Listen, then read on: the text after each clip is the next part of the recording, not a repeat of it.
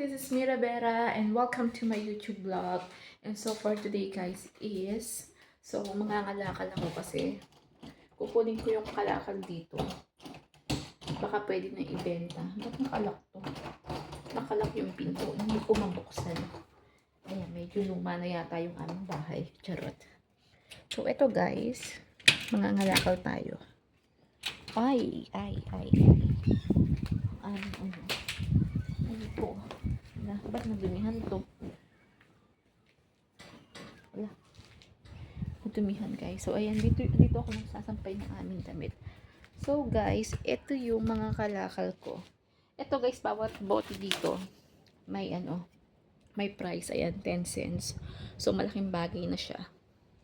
Kaya iniipon ko yan. Pag ako nakakapulit ng mga lata guys, kinukuha ko yan kasi iniipon ko yan para maibenta ko. Medyo madami na siya. Tatlong plastic. So, pwede ko na siyang ibenta.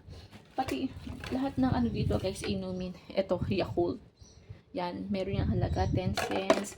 Kahit kahit yung juice, kahit yung bote ng coco, kahit anong inumin dito sa Australia, meron siyang 10 cents na nagkakahalaga. So, ayan guys.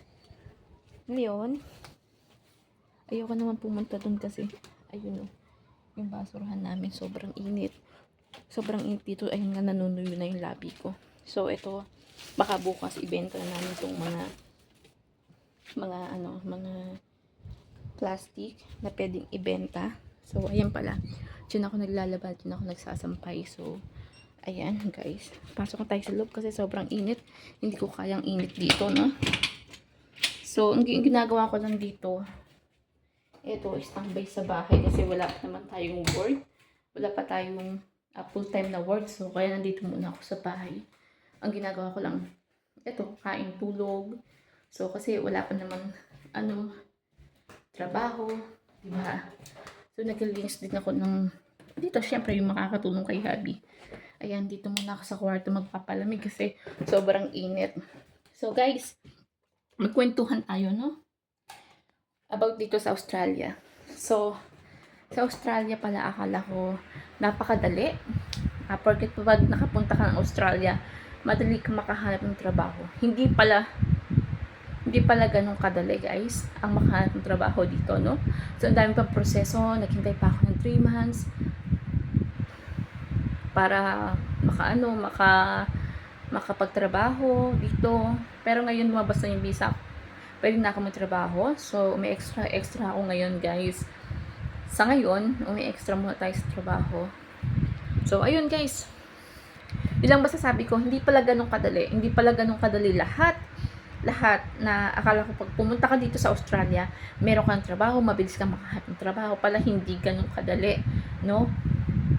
Meron ka pa palang tinatawag ng mga visa, papahit ng visa, yan.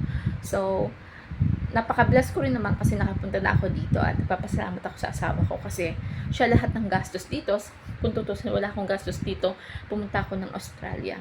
So guys, sana tulungan nyo ako at supportahan nyo ako dito kasi ito lang alam ko na pwede kong itulong kay hubby ang pag-YouTube na kahit hindi ko alam kung may mangyayari o pero naniniwala ako sa sarili ko na makakasahod din tayo dito sa YouTube. Ayan.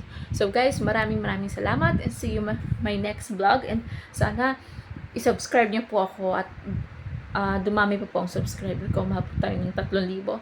Maraming salamat. Please like and share my video and comment. Mira Vera. Bye-bye po. Thank you and God bless po sa lahat.